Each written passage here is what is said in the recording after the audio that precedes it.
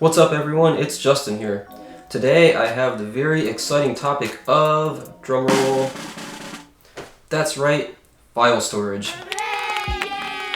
Okay, so it's not the most interesting thing in the world to talk about. We're not going anywhere exciting today, we're not talking about any cool new gear. Well, we'll talk about a little bit of gear. At any rate, if you're a creative, then protecting your digital files and increasing your productivity are important things to consider. So let's get started.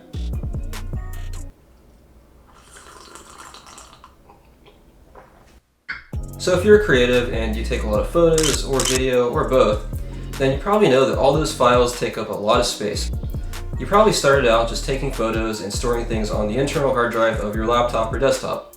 So if you kept taking pictures and video, eventually you ran out of space and you probably picked up one of these, an external hard drive.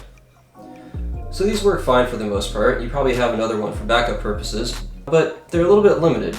It's hard to replace the drive in this or swap one out if you wanted to. It's kind of sealed up, it's not really meant to be taken apart. Probably void your warranty if you did. They're somewhat pricey. If you want to expand your capacity here, you'd have to pick up another one of these. And then you're swapping cables from one to the other and it just turns out to be kind of a mess, right? And if you keep just picking up more external drives like this, eventually you're going to have to get a bookcase for them. And I think that's why they make them look like books. So at this point in time, you probably went online, shopped around, and considered picking up a NAS, or a network attached storage device. It's almost like a computer in itself. It has an operating system, it can do things like file sharing, file backup, it can stream video to your entertainment devices at home, and they usually have space for 2 or more drives. So you probably thought to yourself, hey, this looks cool, I'll pick one of these up, and then you looked at the price. And then you started thinking, wait a second, I'm not actually streaming anything to my TV, I don't care about that. I don't actually need to share any files over the internet with anybody. All I want to do is have a place to store my files and have a backup. So then you looked around and you probably said, I don't need a NAS, I'll just get a hard drive enclosure like this. So what this is just a box. It's kind of like your external hard drive, but it doesn't come with any hard drives. You have to get your own, and then you have to put it inside of here. So I'll open this up. And inside of here, this one is an Akitio. It has 2 slots in it. 2 slots in there, 2 drives. And for a while, this works out pretty well. And you keep taking photos, you keep taking videos. Eventually, you fill this guy up, and then you have to buy another one. So you put that other one in here, you're good to go for another few months. And then you fill that one up. And then you don't have any more slots. So what do? You go back, you say, oh, maybe I want to get a NAS again. Well, NASs are still pretty expensive, they haven't really dropped down in price that much. So what do? You buy more hard drives. And you just replace them in here, you take one out, put the other one in. Every time you do that, you have to take this out of its little mount. This takes some time. And you lose the screw like I just did. Have to find that later.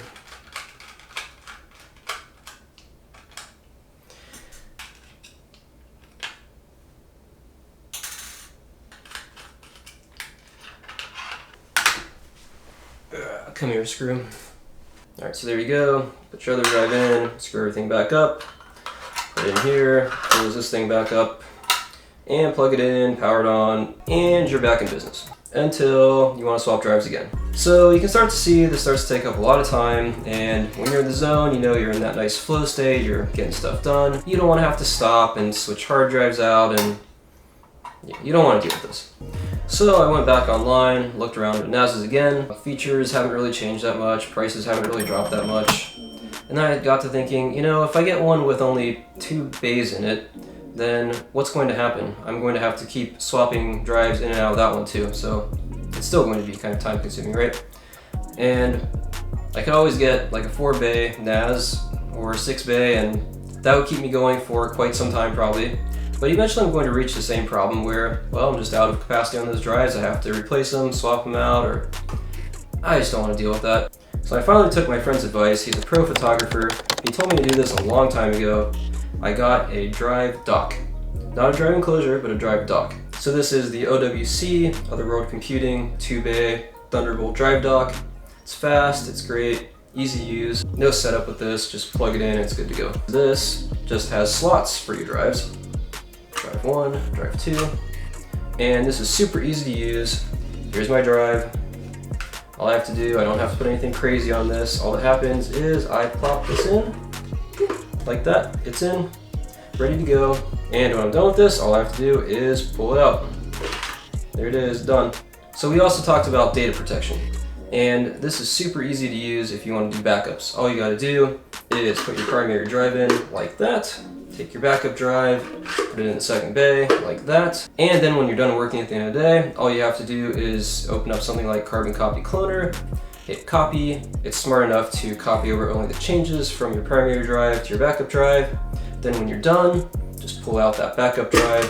Of course, you want to unmount it from the file system first, turn off the power to it. Okay, take that backup drive, throw it in a safe, store it off-site at a friend's place if you're super paranoid.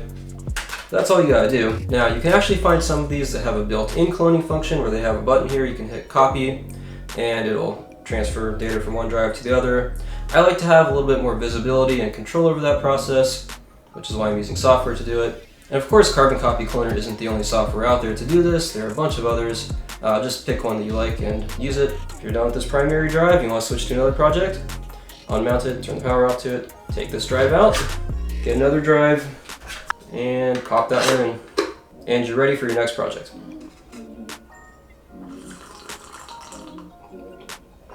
So you might ask, well, why not just use these little SD cards for storage? Well, you certainly could. I thought about doing that for a little while. You know, a lot of times you're done with the shoot, you copy files off of this, you just toss this aside, it ends up serving as kind of a backup, but I think these fail a little bit more often than your internal drives do. They're a little bit more expensive per gigabyte. For me and my purposes, I think that these are the way to go. I just get a bunch of solid state internal laptop hard drives. Now, the price has come down significantly on these the past few years. You just got to go online and shop around and look for good deals on these. Usually Adorama or Amazon has a deal going on, or pick them up during Black Friday, just stock up on them, and then you'll be good on storage for a long time. I prefer solid state drives over spinning drives, even for backup, because I've had so many spinning drives fail on me over the years that I just won't trust them, especially not for backups. Oh yeah, and pick up one of these label makers. That way you can make labels, stick them on your drives, and then you know what season or what year or month that your drives are from. The more efficient you can make your workflow, and the less things that get in your way when you're in that flow state, really help you out and let you get more videos out. So I really suggest picking one of these up. So I will put a link to this in the description below. If you're curious, use that link to check this out. It is an affiliate link, so it does help me and the channel out. I do appreciate it. I also recommend picking up a USB-C cable with a faster data transfer rate, such as this one from Anker that I'll link to in the description. As the only complaint that I found about this drive dock was that the included cable was too slow. Alright, that's about all for now. If you found any of this useful, then please destroy that like button, or just gently tap it if that's your thing. Either way, it helps. And I'll see you guys next time.